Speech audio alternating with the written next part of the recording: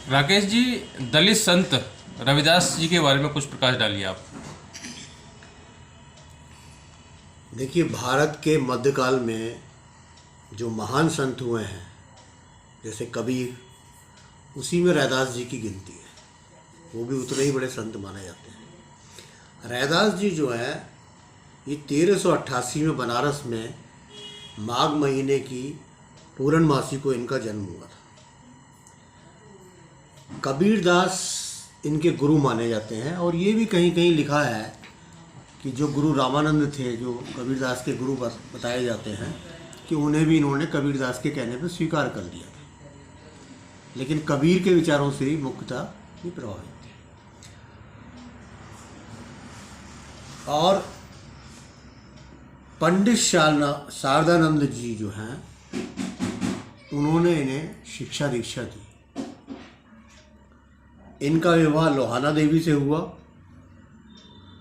अब देखिए, एक पंडित शारदानंद ने इन्हें ज्ञान दिया, शिक्षा दी, और जब ये विद्वान के रूप में सामने आए तो कबीर से संपर्क हुआ, और कबीर से संपर्क होने के बाद ये संत संप्रदाय में शामिल हो गए। और इतनी इनकी भक्ति और इनकी प्रवीणता थी कि मीरा जैसी राणा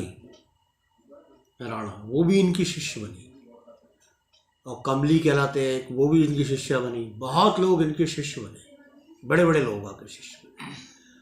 और बनारस के गंगा जी के घाट पे रैदास का मंदिर बना हुआ है, और रैदास के मंदिर में जो दोहे लिखे हुए हैं उसमें भी ये लिखा हुआ है कि कोई ब्राह्मण इसलिए नहीं हो जाता कि वो जन्म से है। ब्राह्मण वो इसलिए होता है कि ज्ञान है, और मेरे पास ज्ञान है, इसलिए मेरे भी बहुत से लोग आके पैर छूते हैं। बड़े बड़े जो अपने आप को ब्राह्मण कहते हैं वो भी मेरे पैर छूते हैं, क्योंकि मेरे पास ज्ञान है। इसलिए ये भी कहते हैं कि पूजिए चरण चंडाल के जो होने गुण प्रवीण। यानी चंडाल में भी अगर प्रवीण है, गुण है, तो उसके भी चरण पूजने चाहिए। ये रैदास जी ने परंपरा सामने रखी, बात सामने रखी। दूसरी बात, जात पात को माने न कोई, हरि का भजे सो हरि का होई। यानी पूरा आंदोलन जो है मध्यकाल का ये, वो जात पात के खिलाफ है। कबीरदास भी इस बात को कहते हैं, गुरु नानक भी इस बात को कहते हैं। तो भारत में एक तरह से तो इस्लाम आ रहा है 10वीं 11वीं शताब्दी में, और 13वीं 14वीं शताब्दी में उस राजाओं के इस्लाम से भिन्न ईरान में जो सूफी संप्रदाय के लोग थे, जो बागी समझे जाते थे मुस्लिम शासकों के, और मुस्लिम शासक उन्हें सजा देते थे ईरान के उन बागियों को, तो वो सूफी और भारत के जो संप्रदाय थे, खास तौर से गोरखनाथ जी का नाथ संप्रदाय के लोग, इन लोगों का एक समन्वय कायम हुआ। और दक्षिण से जो अलावर संत थे, उनमें जो भक्ति थी की भावना थी, वो लोग आए, और इस समन्वय से पूरे भारत में एक नई जागृति फैली। उस नई जागृति के जो बड़े नाम हैं उसमें नानक, कबीर और रैदास, धन्ना जाट, संत ज्ञानेश्वर, मीराबाई, ये तमाम नाम उसमें संतों के हैं पूरे देश में। तो उसी परंपरा में हम रैदास जी को पाते हैं, और रैदास जी के मंदिर हम पूरे उत्तर भारत में पाते हैं, जो ये साबित करते हैं कि उत्तर भारत में इस मध्यकाल के संतों के प्रयास से ही जाति प्रथा समाप्त हो चुकी है।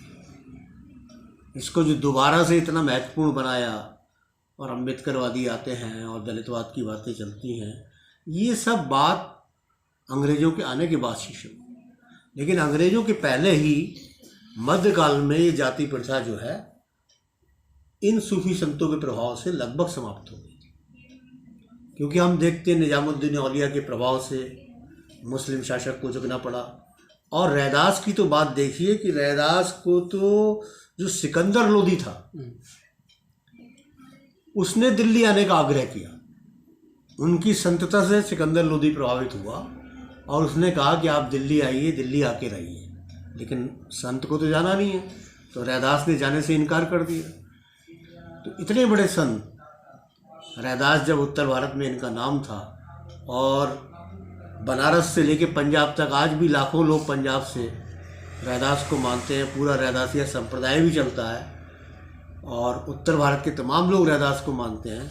तो रैदास जी ने एक ऐसे सूफी संत की परंपरा में है मध्यकाल के, जिन्होंने हिंदुस्तान में बहुत बड़ा जागरण करा और भारतीय राष्ट्र की एकात्मकता को कायम कर दिया। उसी वक्त अंग्रेजों के आगमन से पहले ही एकात्मकता कायम हो चुकी थी, इसको बाद में तोड़ा अंग्रेजों ने। और देखिए, इसमें अगर हम देखें तो समाजवाद जो होता है उसकी बात भी इन सूफी संतों की बात में दिखाई देती है। जैसे वो कहते हैं रैदास जी, ऐसा चाहूँ राज में जहाँ मिले सबन को अन्न, छोटो बड़ो सब बसे रविदास रहे प्रसन्न। मतलब ऐसा राज चाहता हूँ मैं जहाँ सबको अन्न मिले, छोटे बड़े सभी सुखी हैं। तो यही समाजवाद है। तो रैदास जी की बातों में हमें ये बात साफ हो जाती है कि जाति प्रथा के खिलाफ ये एक बड़ा आंदोलन। और देखिए, मुसलमानों के बारे में भी वो एक बात कह देते हैं, और मुसलमान की बात उस समय नहीं होती, तुर्कों की बात ज़्यादा चलती है, तुर्क माना जाता है। तो कहते हैं हिंदू तुर्क कुछ नहीं भेदा, सभी में एक रक्त और एक मांस है। मतलब सभी में एक रक्त और मांस है, इसका कोई भेद नहीं। दूसरा ये कहते हैं कि अपना मन साफ रखना चाहिए, मन चंगा तो कटौती में होगा। अपना मन शुद्ध विचार अगर हम रखेंगे तो सब कुछ अच्छा होता जाएगा। तो महान संत रविदास जी की जयंती फरवरी माह में है, और उनको याद करते हुए हमें ये याद रखना होगा कि हमारा उत्तर भारत अंग्रेज़ों के आगमन से पहले किसी भी तरह की जाति प्रथा से मुक्त था। इसीलिए 1857 में सभी लोग एक साथ मिलजुल के लड़े, और इसका श्रेय जाता है मध्यकाल के महान संतों को, जिसमें अग्रणीय संत हैं संत रविदास जी। हम सब लोग उनका आदर करते हैं और उम्मीद करते हैं कि भारत की जनता सदा उन्हें याद रखेगी।